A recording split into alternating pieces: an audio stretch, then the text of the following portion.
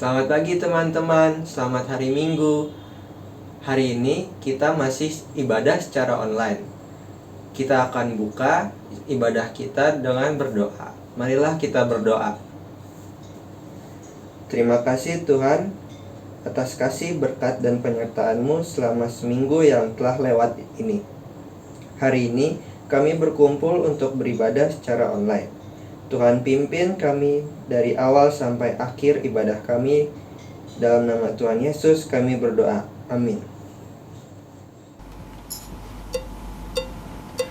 Nyanyikanlah nyanyian baru bagi Allah, mencipta cakrawala, segala serafim kerupi pujilah Dia, besarkanlah namanya, bersorak-sorai bagi rajamu, bersorak-sorai bagi rajamu. Puji Dia, wahai mentari, wahai bulan, sembahlah Dia terus, dan wahai bintang-bintang terang yang gemerlapan, muliakan Penciptamu. Bersorak-sorai bagi rajamu, bersorak-sorai bagi rajamu. Marilah kita menaikkan doa pengakuan dosa. Teman-teman diajak untuk berdoa secara pribadi, dan saya akan menutupnya. Marilah berdoa.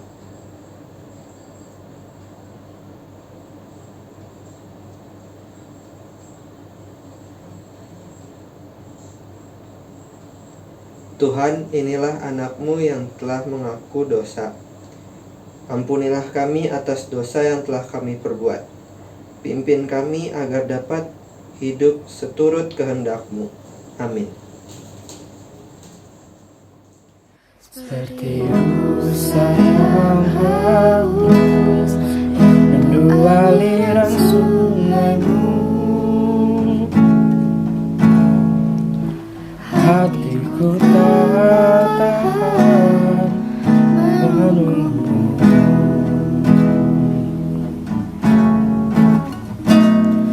Bagai padang gersang menanti datangnya hujan, begitu pun jiwaku, Tuhan. Hanya Engkau, pribadi yang mengenal hatiku, tiada yang tersembunyi bagimu. Seisi hatiku Kau tahu, dan bahwaku untuk lebih dekat lagi padamu, tinggal dalam indahnya dekapan kasih-Mu. Hanya Engkau, pribadi yang mengenal hatiku, tiada yang tersembunyi bagimu. Seluruh isi hatiku Kau tahu, dan bahwaku untuk lebih dekat lagi padamu, tinggal dalam indahnya dekapan kasih-Mu.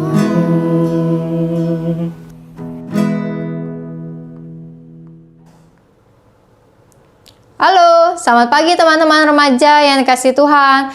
Apa kabarnya? Semoga kalian baik-baik aja ya. Kita akan membaca, akan merenungkan firman Tuhan dari dalam Alkitab. Mari kita berdoa terlebih dahulu untuk membaca firman Tuhan. Kita berdoa. Tuhan yang Maha Kasih, saat ini Tuhan kami menyiapkan diri kami untuk membaca, untuk mendengar, untuk merenungkan firman Tuhan. Maka Tuhan, kami siap untuk ditegur oleh firman Tuhan. Kami siap untuk diperbaiki kelakuannya oleh firman Tuhan. Kami siap untuk melakukan firman Tuhan dalam hidup kami sehari-hari. Dan karenanya Tuhan, bersabdalah bagi setiap kami dimanapun kami berada pada saat ini.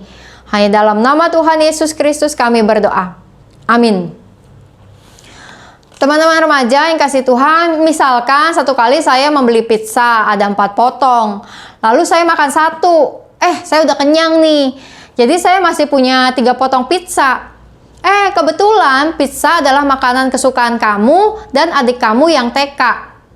Jadi saya berpikir mau membagi pizza ini buat kamu dan adik kamu. Nah, menurut teman-teman, gimana caranya supaya saya membagi pizza ini dengan adil? Pizzanya ada 3 nih, baginya gimana? Oke, baginya 1,5-1,5, biar adil begitu ya. Oke, itu adil dari sisi jumlah ya teman-teman. Nah, tapi kan adik kamu nih masih TK, makannya belum banyak dibandingkan kamu yang lebih gembul gitu ya. Jadi kan lebih baik adik kamu lebih sedikit, kamu lebih banyak. Jadi gimana kalau saya membaginya, adik kamu saya kasih 1 pizza, lalu kamu saya kasih 2 potong pizza. Apakah lebih adil? Nah, dari sisi kebutuhan tentu ini lebih adil karena lebih cocok, lebih sesuai begitu ya. Tapi ternyata adik kamu baru makan nasi, jadi masih kenyang, nggak bisa makan pizzanya.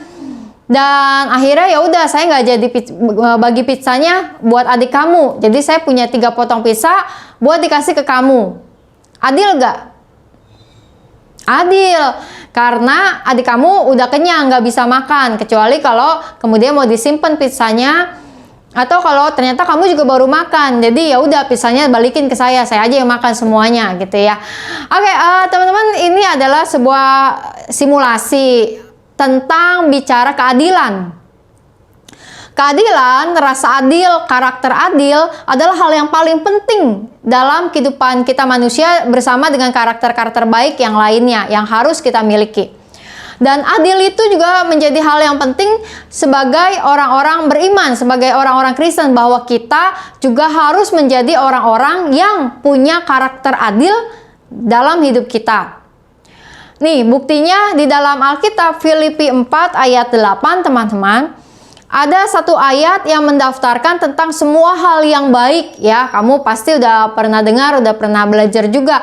Filipi 4 ayat yang ke-8. Alkitab bilang ini, jadi akhirnya saudara-saudara, semua yang benar, semua yang mulia, semua yang adil, semua yang suci, semua yang manis, semua yang sedap didengar, semua yang disebut kebajikan dan patut dipuji, pikirkanlah semuanya itu. Nah, di dalam daftar ini kita melihat ada adil nggak di situ? Ada. Maka dari semua hal yang kita mesti pikirkan dengan baik, bukan cuma dipikirin sih, tapi maksudnya dipikirkan, direnungkan, lalu dilakukan. Maka salah satunya adalah tentang keadilan. Adil adalah hal yang penting bagi kita orang beriman, bagi kita orang Kristen untuk kita pikirin dan kita lakukan, kita jalanin, kita terapkan gitu ya dalam kehidupan kita. Nah, dan mengapa hal adil itu menjadi hal yang penting untuk kita miliki dalam hidup kita? Karena Tuhan tuh gak suka dengan orang yang curang, dengan orang yang berbuat tidak adil. Di dalam Alkitab ada kisah dari dalam Amos pasal 8 ayat 4-8.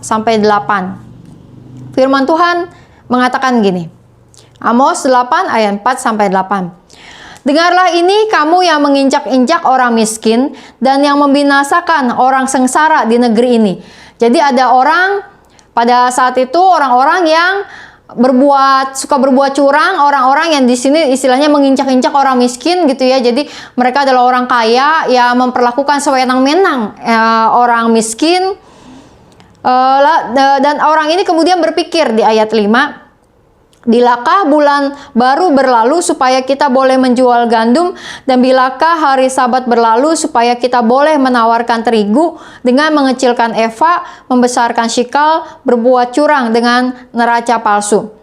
Jadi orang-orang ini teman-teman gak sabaran tuh buat ngejalanin hari kerja. Mereka gak suka dengan hari libur.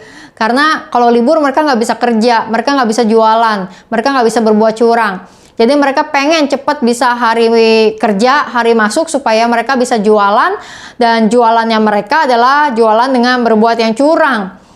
Dan bagaimana cara mereka berbuat curang? Dikatakan di sini bahwa mereka itu mengecilkan takaran eva, ya.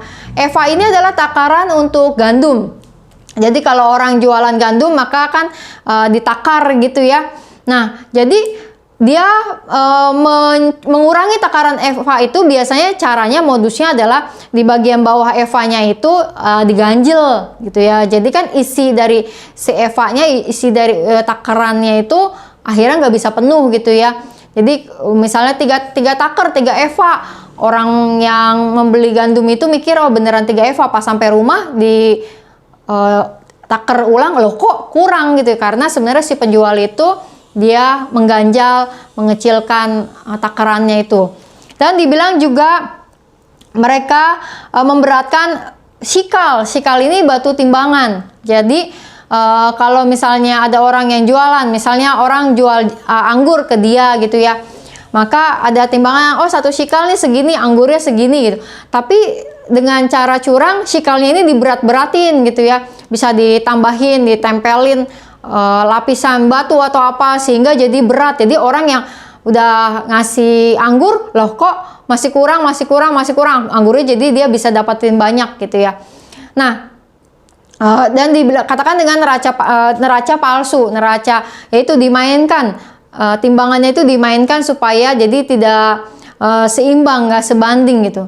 Nah, orang-orang ini berbuat curang dengan cara-cara seperti itu. Mereka jualan, tapi jualannya curang gitu ya.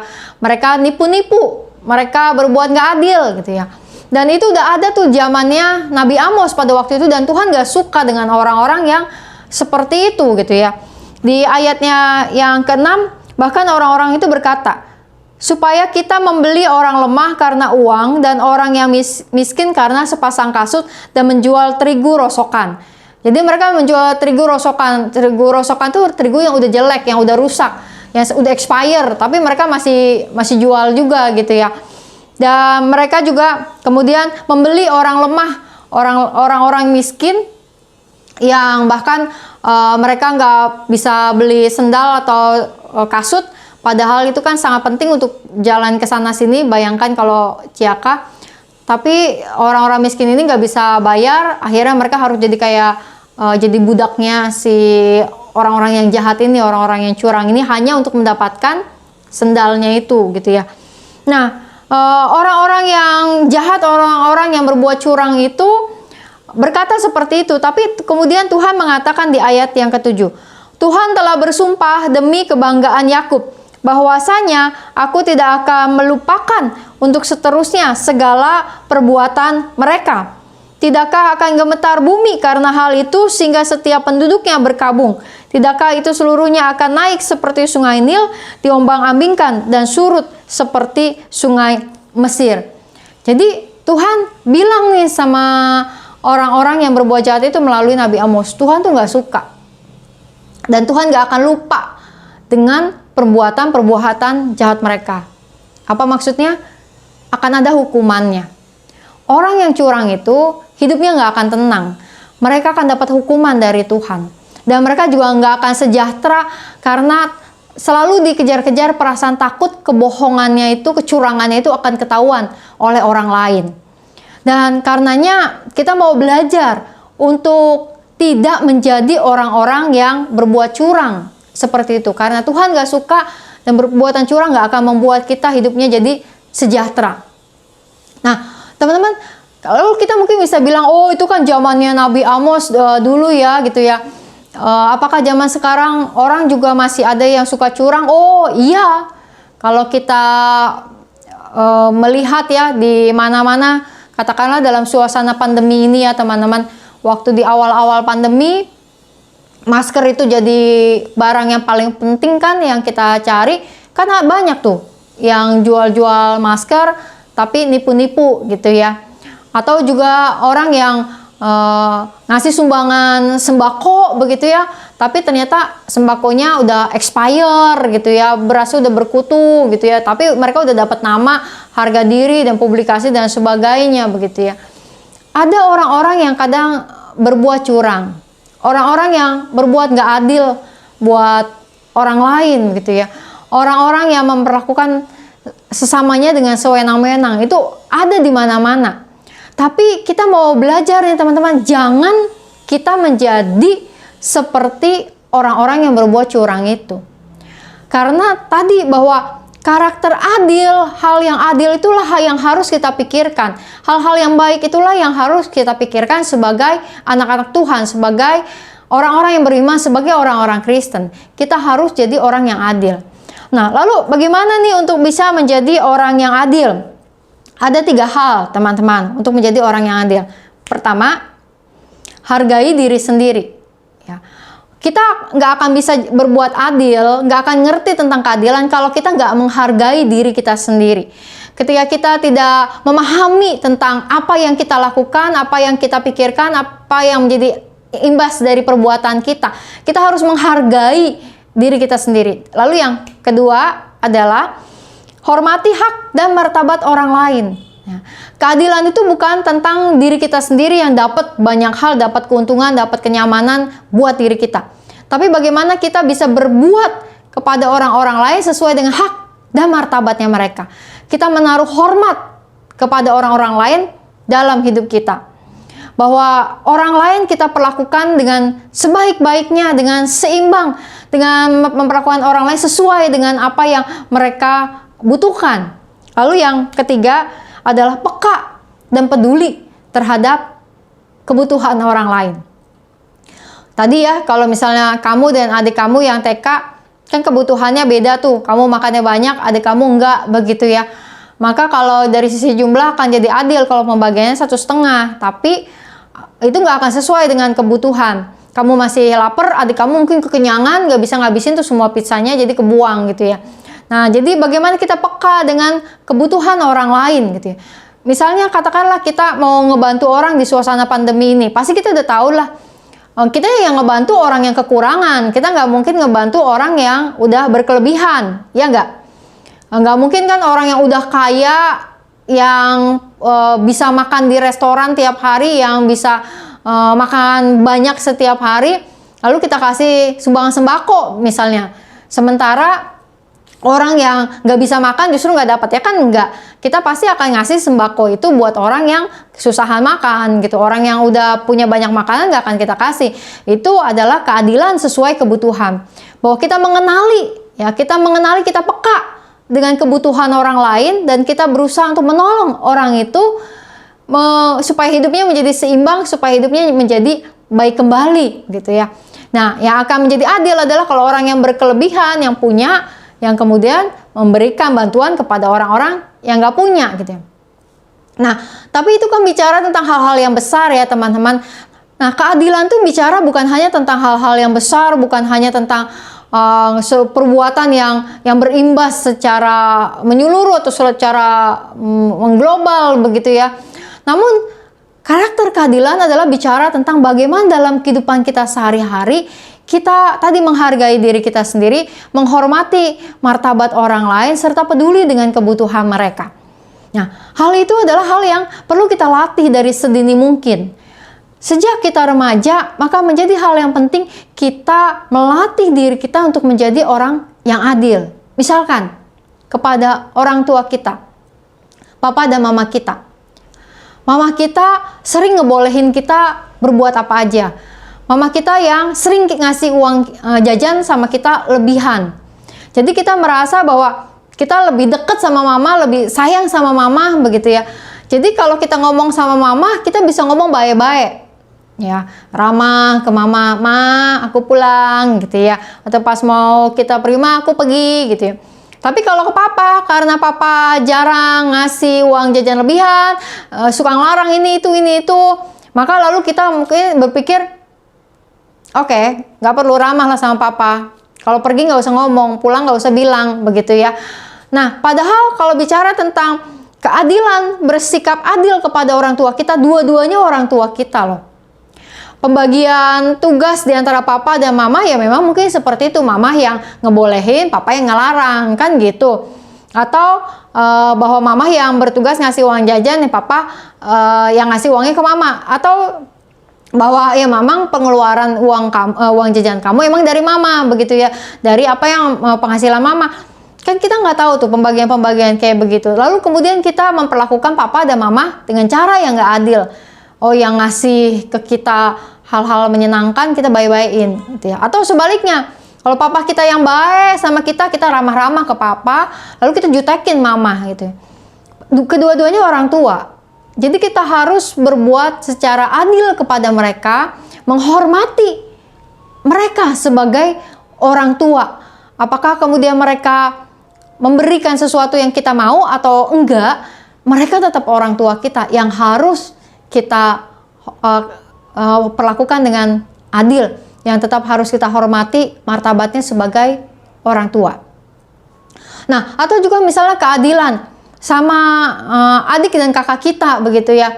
Misalnya kalau kakak kita pinjem barang kita bolehin, tapi kalau adik nggak kita bolehin, begitu ya, karena kita nggak suka aja adik rese sih, gitu ya. Nah, kalau kita bicara tentang prinsip keadilan, kita mesti belajar untuk melihat, oh, ada kebutuhan adik butuh misalnya pensil warna dan nggak punya, dan kita punya.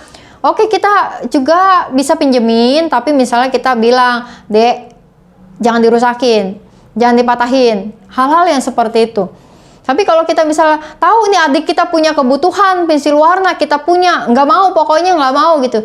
Lah, terus adik kita ngegambarnya pakai apa gitu ya. Nah, hal-hal ini adalah teman-teman remaja berbicara tentang sebuah prinsip keadilan.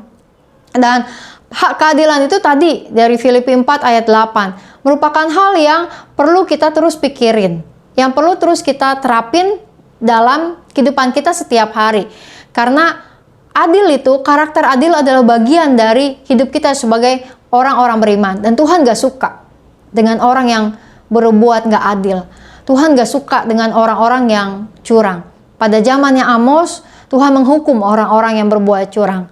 Kamu pasti gak mau dihukum sama Tuhan kan? Karena itu ayo kita berusaha belajar menjadi anak-anak Tuhan yang adil dalam kehidupan kita. Adil kepada orang tua kita, adil kepada saudara kita, adil kepada teman-teman kita. Kita mau menghindari sikap-sikap curang, berbuat jahat kepada orang-orang lain, siapapun di dalam kehidupan kita. Mari jadi remaja Tuhan yang adil, dan kita mau terus belajar dari dalam firman Tuhan, merenungkannya dan melakukannya dalam kehidupan kita sehari-hari. Saya mau mengajak kita melakukan satu peragaan, teman-teman. Aku pasti adil. Oke, bisa teman-teman? Yuk kita bikin peragaan ini. Aku pasti adil. Oke, sekali lagi teman-teman. Aku pasti adil. Nah, supaya nggak lupa dengan firman Tuhan hari ini, badan kita mesti bergerak juga teman-teman, supaya kita jadi semakin bisa mengingat firman Tuhan dan melakukannya, bahwa kita pasti adil dalam kehidupan kita sehari-hari. Selamat hari Minggu dan Tuhan memberkati.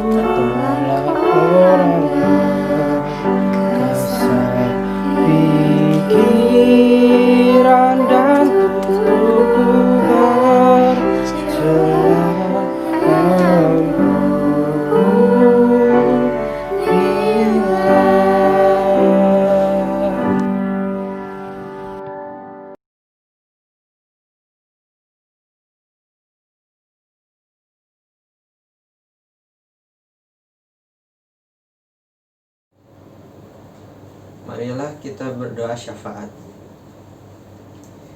Ya Tuhan, kami berdoa kiranya Tuhan memimpin kami dalam belajar online. Kami berdoa untuk orang-orang yang terdampak COVID-19 ini. Kiranya Tuhan menolong dan memberikan yang terbaik bagi kami semua. Kami juga ingin berdoa untuk orang tua kami. Kiranya Tuhan memberikan berkat dan memimpin mereka dalam pekerjaan mereka. Kami juga ingin berdoa untuk pengurus Korem. Kiranya Tuhan memimpin supaya dapat menjalankan program Korem dengan baik.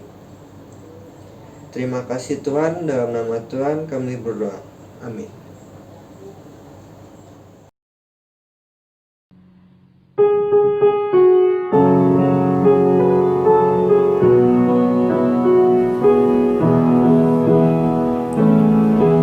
Apalah arti ibadahmu kepada Tuhan, bila tiada rela sujud dan syukur.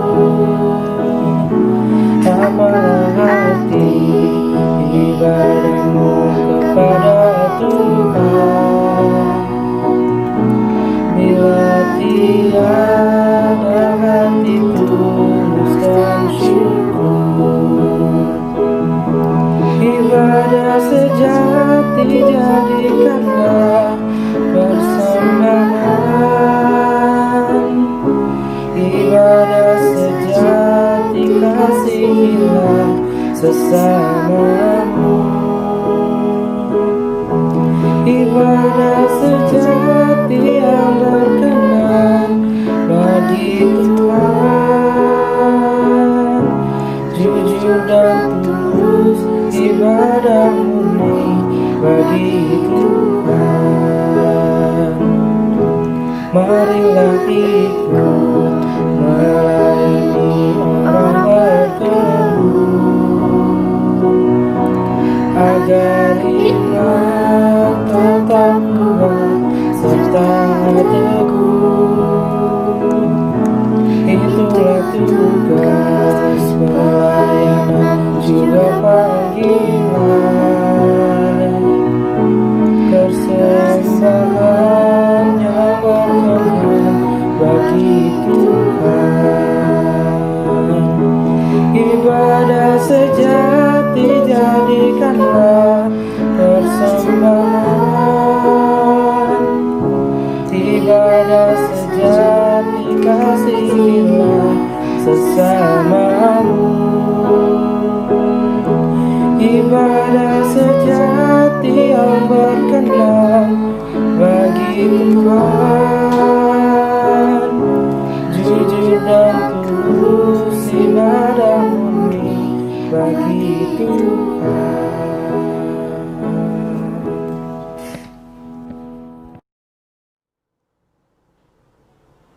Ya teman-teman, kita akan mengakhiri ibadah minggu kita pada hari ini, tapi kita percaya bahwa kasih Tuhan tidak akan pernah berakhir dari hidup kita, dan kita juga tidak akan pernah berhenti belajar firman Tuhan dan melakukan firman Tuhan di dalam hidup kita setiap hari.